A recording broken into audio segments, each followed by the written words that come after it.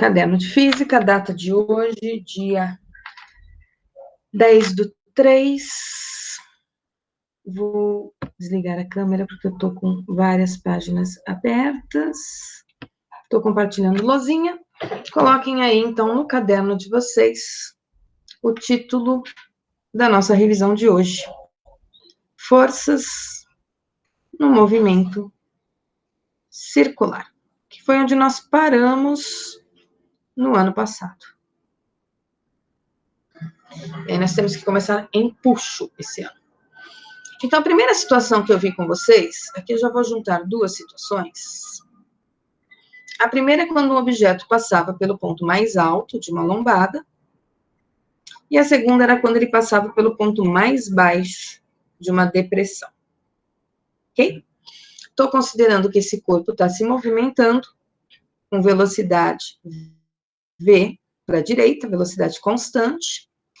Não chega a ser uma circunferência, esse trecho que eu estou analisando, mas um pedacinho aqui eu posso considerar como sendo uma circunferência de raio R. Vou fazer essa consideração de um trechinho aqui como sendo uma circunferência em ambas as situações, tá? E vou analisar as forças no ponto mais alto e no ponto mais baixo. Então, no ponto mais alto, quando esse objeto está passando pelo ponto mais alto, nós desenhamos a força-peso na vertical para baixo e desenhamos a força normal na vertical para cima. Porém, nessa situação, eu não vou poder desenhar a força normal do mesmo tamanho da força-peso. Porque se eu desenhar a força normal do mesmo tamanho da força-peso, normal e peso tendo o mesmo módulo, isso vai significar que a força resultante vai ser zero. Se a força resultante for zero, esse objeto vai se movimentar sempre em linha reta. Ele não vai descer ali de cima da lombada. Então, a consideração que eu vou ter que fazer aqui, para resolver esse exercício, é que a força normal vai ser menor do que a força-peso. Então, eu tenho o peso na vertical para baixo, eu tenho a normal na vertical para cima, um pouco menor do que o peso. Vou aumentar aqui na tela, porque está bem pequenininho o desenho. Estou aumentando aqui para ficar mais nítido para vocês. Então, eu não quero essa situação da força resultante igual a zero. Eu vou ter uma força resultante aqui, e essa força resultante, ela vai apontar para o centro da circunferência. Peso para baixo, normal para cima, são vetores de mesma direção em sentidos opostos. Portanto, a minha força resultante vai ser o peso menos a normal. Como a resultante aponta para o centro, essa resultante é centrípeta, então eu calculo ela como sendo massa vezes aceleração centrípeta. Lembrando que a aceleração centrípeta pode ser v² sobre r, ou ainda a aceleração centrípeta pode ser ω² vezes r. Olhando na outra situação, boa noite, Harika, nós começamos já a nossa revisão de forças no movimento circular. Na segunda situação, onde o objeto está na parte mais baixa, é o mesmo objeto, então o peso continua sendo o mesmo. Porém, aqui embaixo eu desenho a força normal maior do que o peso. Por quê? Se eu desenhar do mesmo tamanho, esse objeto vai em linha reta, ele bate aqui na parede dessa rampa que está subindo aí, né? E eu não quero que ele colida com a rampa, ele nem vai atravessar a rampa, ele vai subir, o que significa que o chão está empurrando ele para cima. Então, quando ele está aqui embaixo, eu novamente tenho uma força resultante que aponta para o centro da circunferência. Então, novamente, a força resultante é do tipo centrípeta. E aqui embaixo, a força resultante vai ser a normal menos o peso. Como ela aponta para o centro, a gente diz que ela é massa vezes aceleração centrípeta. Então, lá em cima é peso menos normal, aqui embaixo é normal menos peso. Então, essa foi a primeira situação, boa noite, Vitor, que nós vimos de força no movimento circular. A segunda situação que eu falei para vocês de força no movimento circular era aquela no qual eu tinha um barbante E nesse barbante, eu amarrava um objeto. Vou pôr uma bolinha aqui. Então, vou desenhar um barbante. Na ponta do barbante, uma bolinha. E isso vai ter um movimento circular para nós aqui no sentido anti-horário. E é um movimento que vai ocorrer no plano vertical. Estou girando alguma coisa verticalmente, amarrado aí numa cordinha. Nessa situação, eu vou analisar 3 a 4 posições diferentes. A primeira é aqui no ponto mais baixo.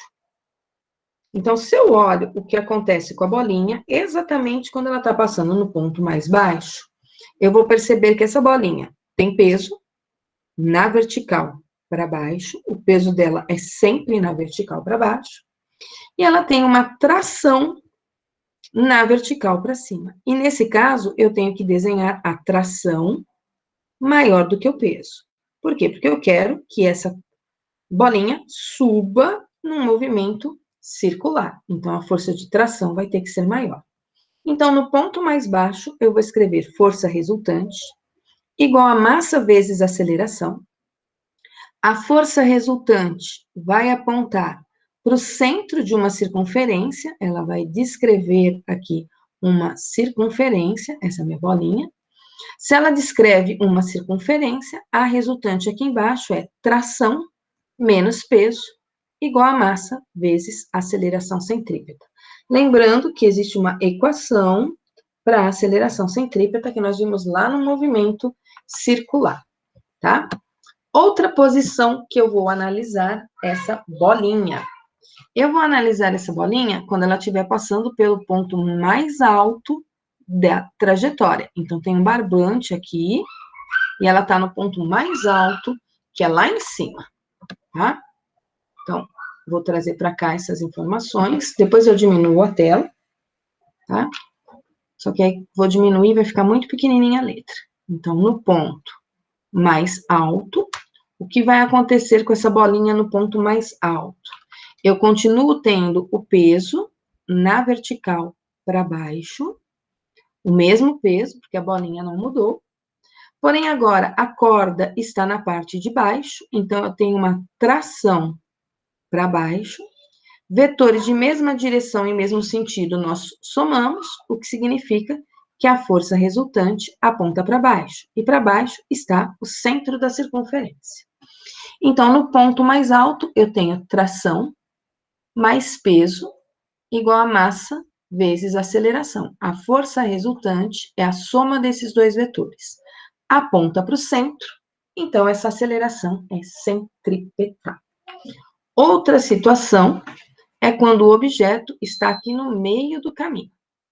Quando o objeto está aqui no meio do caminho, né, forças que nós temos nessa situação.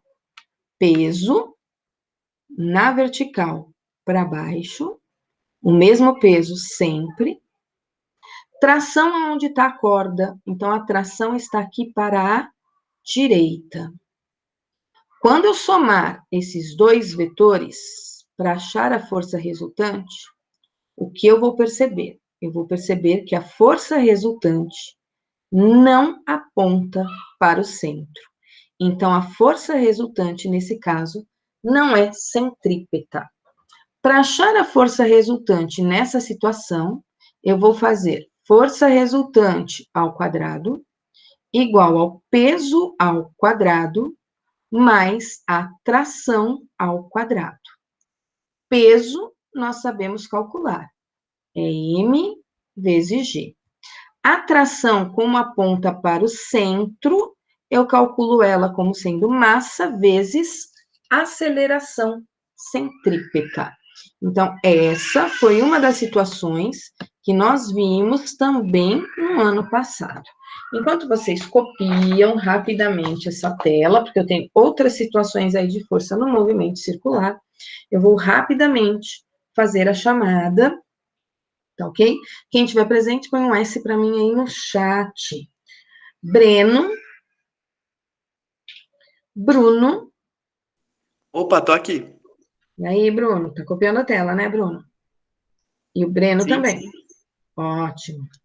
Caio Damasceno.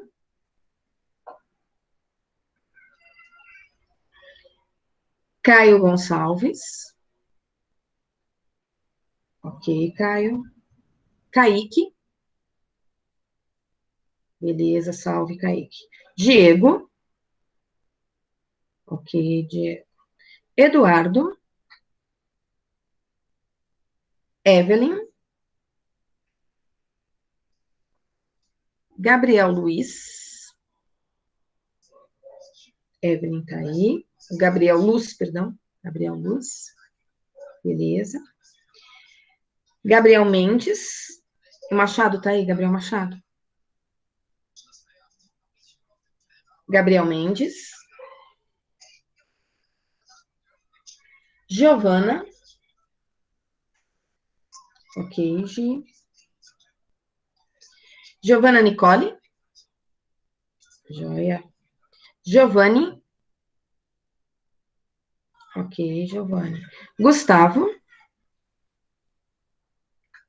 Gustavo tá aí. Elô. Ok, Elô. João Henrique. Ok, João. João Vitor.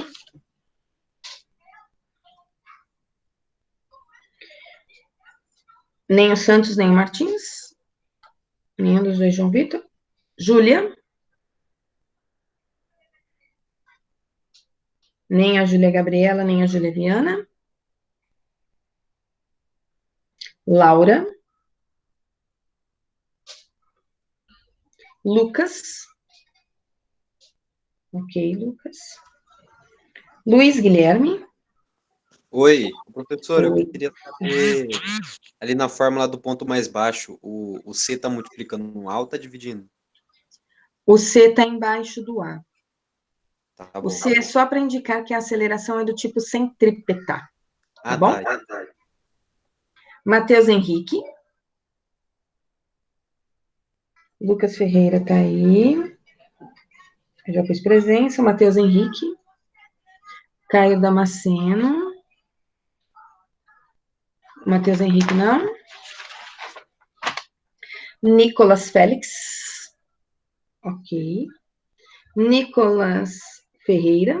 Nicolas Cardoso. Pedro Balgartel. Presente, professora. Ok, Pedro. Harika. Tá aí. Rian.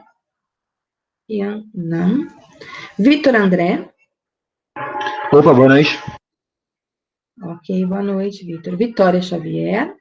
Boa noite, professora. Boa noite, Vi. João Vitor Macedo de Carvalho. Ok. Vitor Balabem. Ok. Matheus Gonçalves. Ana Laura. E Cauã. Joia. Pessoal, posso apagar essa luzinha? Se eu não puder, coloca um ponto para mim no chat, por favor. Ok. Kaique e Luiz Guilherme, essa partezinha aqui de forças do movimento circular que está do lado esquerdo, eu posso tirar da tela, deslocando para a esquerda? Sim. Se não puder, então, ok, estou deslocando. Se precisar, aí vocês me avisam, tá?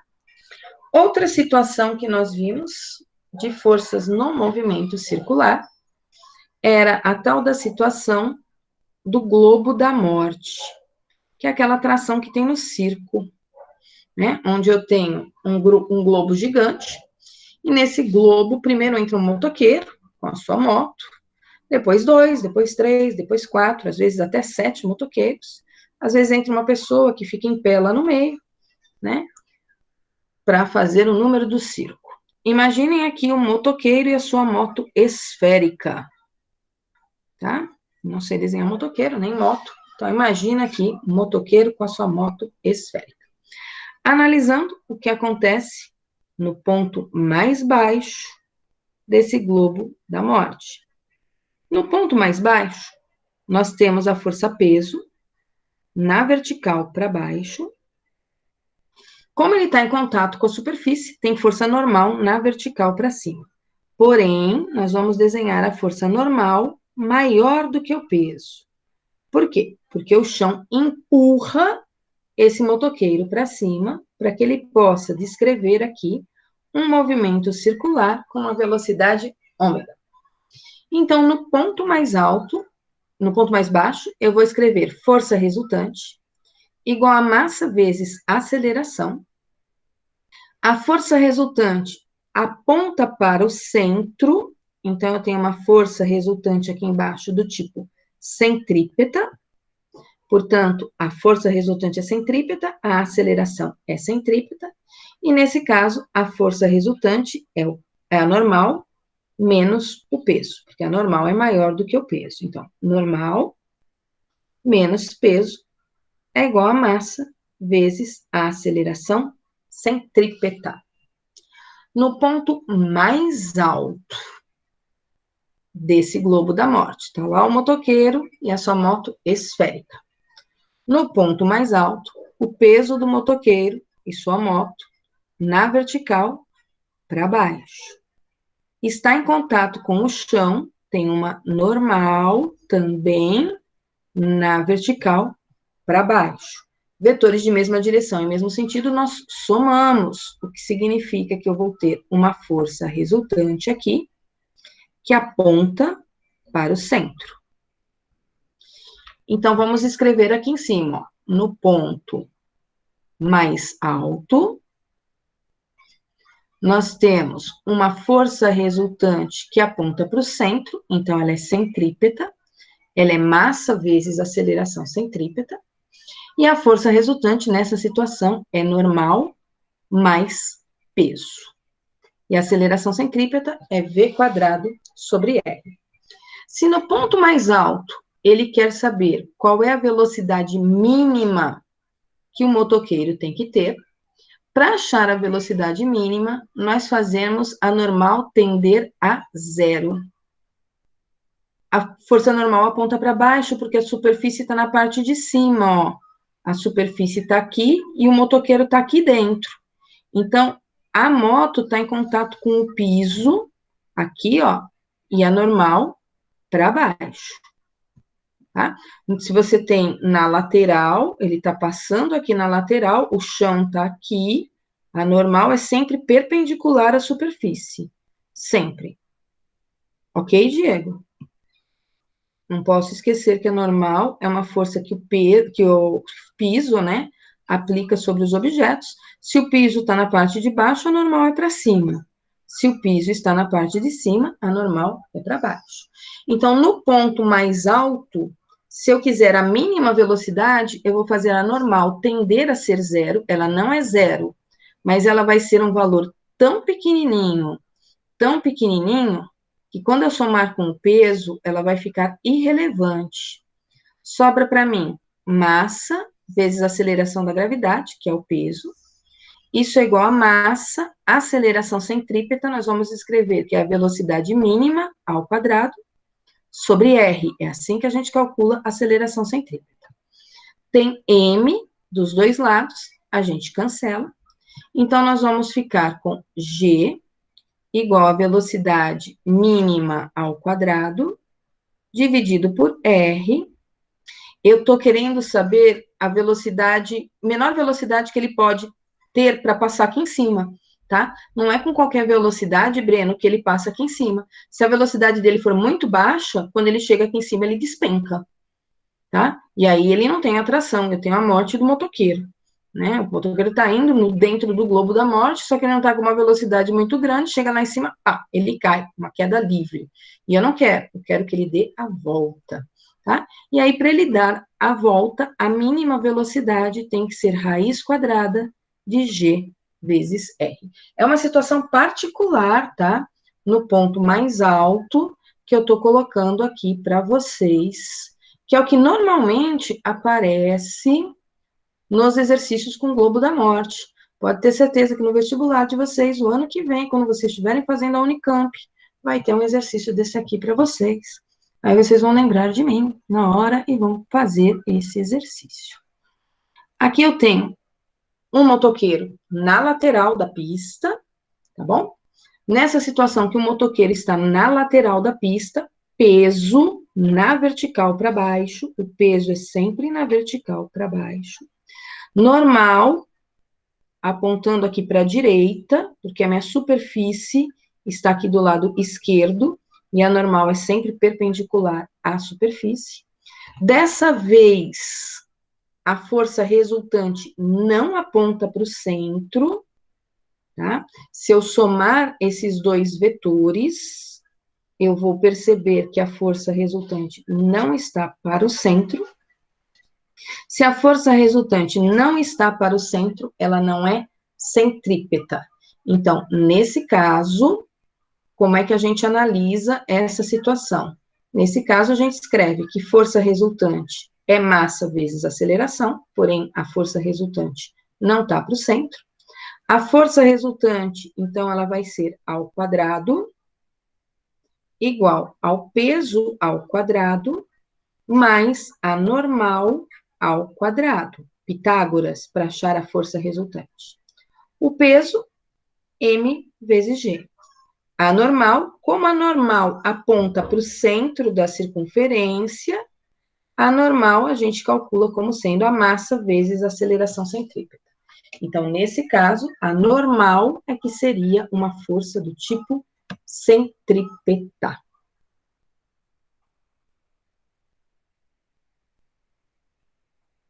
Eu não substituí a normal, a aceleração centrípeta. Vamos ver, eu tenho que descobrir onde você está, Breno. Você está no ponto mais alto, você está no ponto mais baixo ou você está na lateral? Em que ponto você está, Breno?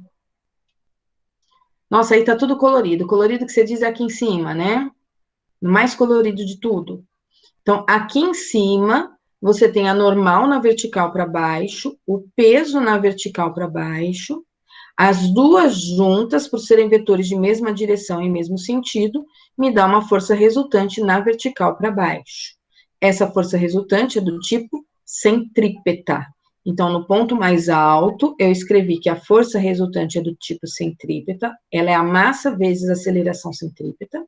Como a normal e o peso são vetores de mesma direção e mesmo sentido, eu estou somando, ele é igual a massa vezes a aceleração centrípeta. Se você quiser, a aceleração centrípeta é V quadrado sobre R. Aí eu abri um caso em particular, que eu abri aqui na lateral direita? Eu abri um caso particular onde eu queira saber quanto vale a velocidade mínima para ele conseguir passar aqui em cima.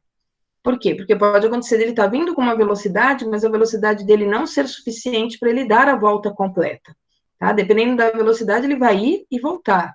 Dependendo da velocidade, ele vai subir e despencar. Então, ele tem que ter uma velocidade mínima para conseguir dar a volta. Tá? Então, ele vai subindo, mas a velocidade dele diminui à medida que ele sobe, né? Só que ele não pode despencar. Então, ele tem que ter uma velocidade mínima para conseguir completar o trajeto.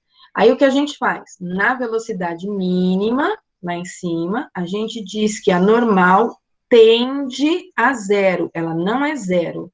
Ela tende a ser zero. O que significa isso? Ela é um número tão pequeno, que quando eu somar com o peso, ela passa a ser insignificante, porque o peso do motoqueiro e da moto são muito grandes. Por isso, eu eliminei a normal, substituí o peso por m vezes g. Isso é igual a massa vezes a aceleração centrípeta, mantive a massa. Como a normal tendia a zero, a aceleração centrípeta é V quadrado sobre R. Mas a normal tender a zero, esse V que aparece na minha aceleração centrípeta, obrigatoriamente vai ser escrito como a velocidade mínima, tá? O quadrado tá bem aqui, ó, sobre R. Aí eu isolei a velocidade mínima para efeitos de cálculo. Tá joia? Só isso que eu fiz. Ok, Breno? Lá no e-book de vocês, no último bimestre, lá no finalzinho, tem, acho que até exemplo resolvido dessa situação. E aí ficou raiz quadrada de G vezes R. A velocidade mínima no ponto mais alto. Mas isso só vale no ponto mais alto, tá? Qualquer outro ponto não vale. G, aceleração da gravidade. R é o raio da circunferência, ok? Outra situação, eu só empurrei para a lateral. Você estava copiando o anterior, Breno? O caso ainda do pêndulo, você estava copiando?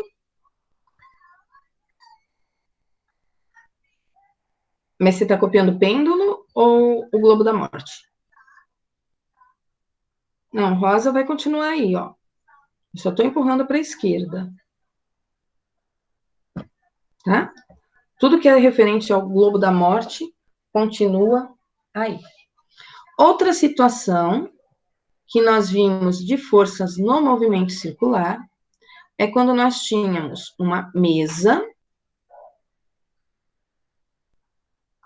e sobre essa mesa existia um disco.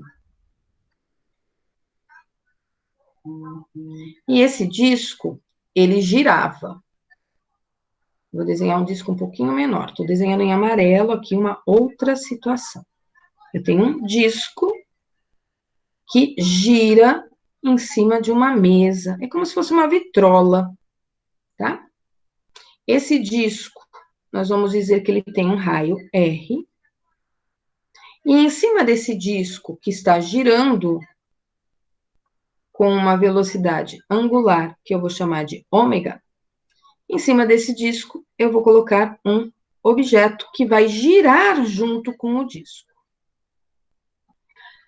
Isso aqui está girando em cima do disco. Forças, peso, na vertical para baixo. Como isso está em cima do disco, que está em cima da mesa, eu tenho uma normal na vertical para cima. E o peso e a normal se anulam. O que faz ele dar a volta? Um atrito com o disco. E esse atrito aponta para o centro. Então, nesse caso, eu tenho uma força resultante do tipo centrípeta. E nesse caso, essa força resultante, que é do tipo centrípeta, ela é um atrito. E atrito a gente calcula como coeficiente vezes a normal. E nesse caso, em particular, a normal é igual ao peso. Só nesse caso, em particular, que a normal e o peso são iguais. Tá? Essa é mais uma situação que a gente viu de forças no movimento circular. Posso empurrar minha luzinha mais para a esquerda? Alguém ainda copiando a situação do globo da morte? Em cima da mesa é um disco, tipo uma vitrola, tá, Breno? Que está girando. E aí, em cima dessa vitrola, eu coloquei uma moeda, qualquer objeto em cima da vitrola. E aí, a moeda está girando junto com a vitrola. Tem que ser uma rotação muito baixa, porque senão a moeda escapa de cima da vitrola. Então, para que a moeda gire junto com a vitrola, eu tenho que ter um atrito sempre apontando para o centro. Então, não importa a posição que eu olhe esse objeto em cima do disco, então, se eu imaginar um disco aqui num corte transversal, tá? O disco tem raio R, estou imaginando aqui um corte transversal. Estou imaginando o meu objeto aqui, ó, nesse corte transversal. Eu tenho peso para baixo, eu tenho a normal para cima. Para ele não sair pela tangente, eu vou ter um atrito, sempre puxando ele para o centro. Não importa em que posição ele esteja, tem um atrito que puxa ele para o centro o tempo todo. A normal e o peso não interferem no movimento circular. O que faz o movimento circular é o atrito, ok? Estou empurrando minha luzinha um pouquinho mais para a esquerda, vamos ver se eu consigo. Consigo. E eu vou pôr mais uma situação de força no movimento circular. Que situação eu posso ter ainda de força no movimento circular? Imaginem agora que eu tenho um cilindro, tipo de cilindro desses de máquina de lavar roupa, tá bom? E aí dentro desse meu cilindro tem um eixo. Imagina uma máquina de lavar roupa, ela tem um eixo aqui dentro. Aí a gente coloca a roupa aqui dentro. Normalmente a gente coloca aqui embaixo. E esse disco, ele começa a girar aqui em volta desse centro. Tá? Com uma velocidade angular, que eu vou chamar de ômega. Conforme ele vai girando muito rápido, a gente observa que as roupas começam a ficar na lateral desse disco. E aí elas giram junto com o disco, aqui na posição lateral. Então, aqui está a parede do disco. Aqui está uma peça de roupa. Ok?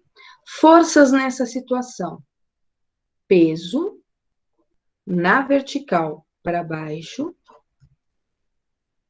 A força que a parede aplica na roupa é uma força de contato. Então, essa força é normal. Para a roupa não despencar e não ficar no fundo da máquina, tem um atrito na vertical para cima, para a roupa não cair. Então, quando eu olho nessa situação, eu vejo peso para baixo, atrito para cima e a força normal perpendicular à superfície, sempre perpendicular à superfície. Nesse caso, normal aponta para o centro. O peso e o atrito... Licença, rapidinho. Por que a força de atrito está empurrando ele para cima e não para as laterais? Ela não está empurrando ele para cima, ela está segurando ele nessa posição. À medida que você diminui a rotação, ele começa a cair, porque esse atrito vai diminuindo. E aí ele começa a cair, e aí ele vai ficar todinho aqui no fundo da máquina, tá? O que acontece para ele ficar aqui nessa posição? Eu não sei se você já foi em algum brinquedo em parque de diversão, que ele chamava rotor. Você entrava, encostava numa parede, ficava segurando ali na parede, ele começava a girar muito rápido. E aí eles tiram o piso. E mesmo eles tirando o piso, você não cai, tá? Por que você não cai? Porque tem um atrito que te sustenta para cima, tem o peso na vertical para baixo, e a parede sempre te empurrando para o centro para você poder fazer a volta, tá? Se a parede não te empurrar para o centro, você não faz a volta. Então, o atrito é para cima. A tendência é o corpo cair, tá? A tendência não é o corpo escorregar. Se ele não escorrega, é porque tem uma força para cima. Quem é que está para cima? A força de contato com a superfície, que está impedindo ele de cair. O atrito não é sempre oposto ao movimento, a tendência é um movimento de queda. E aí, se a tendência é o movimento ser para baixo, é porque o atrito está para cima. Aí os dois se anulam, ok? Porque você não se movimenta na vertical, mas você tem a normal sempre te empurrando para o centro. Então, nesse caso, existe uma força resultante do tipo centrípeta, mas nesse caso, a força resultante centrípeta é a força normal. Ok? Mais uma situação. Sim, a mesma situação que você está girando uma garrafa cheia de água. Não precisa ser uma garrafa, pode ser um balde, tá? E a água não cai. Também não é com qualquer velocidade que você pode girar para a água não cair, viu, Breno? Tem que ter uma velocidade mínima para isso estar acontecendo, ok? Tem que ter um peso considerável para isso não cair. E uma velocidade de giro também bem considerável para isso não cair. Tem a mesma equação da velocidade mínima que a gente tem nas outras expressões. Tá? Sempre que a gente fala em velocidade mínima, a gente considera aquela expressão que a gente falou ali no caso do globo da morte, tá? Falta 3 minutinhos, eu tenho a última situação aqui para falar para vocês, que é o pêndulo cônico, tá? O que vem a ser o pêndulo cônico? É quando eu tenho uma cordinha e uma bolinha, só que ao invés de fazer essa bolinha e essa cordinha girar na vertical, a gente faz ela girar no plano horizontal. Ok? Então, estou fazendo alguma coisa girar aqui, ó, com um raio R. Está girando em cima de uma mesa, só que está pendurado aqui em cima. Tá certo?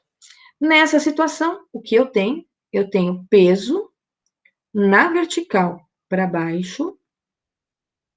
Eu tenho tração na corda. Não sou desenhista, não, sou péssima, por sinal.